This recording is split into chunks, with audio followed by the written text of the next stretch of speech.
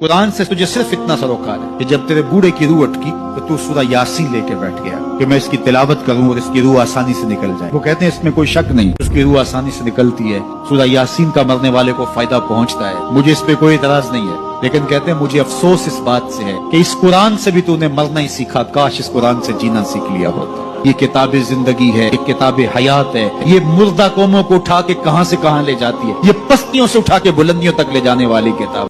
ये बात ज़हन में रखिए कि इस किताब से हमें जिंदगी मिलेगी, किताब से कभी भी दूर ना होना। चाहे 2 रुकू रोजाना कुरान मजीद की तिलावत मामूल जिंदगी बना लो, तुम्हारा कोई दिन कुरान की तिलावत के बगैर ना गुजरे। कुरान दिन के उजालों में और रात की तन्हाइयों में पढ़ो, कुरान के साथ जुड़ जाओ। ये किताब जिंदा है। बल्कि इकबाल ने तो क्या खूब बात कही। इकबाल कहता है मैं खुल के ना कह दूं जो मेरे सीने में छुपा है। ये किताब नहीं, ये कोई और ही शय है। ये अल्लाह की वो लटकती हुई रस्सी है जिसका एक सिरा तुम्हारे हाथ में है, दूसरा सिरा अल्लाह के दस्ते कुदरत।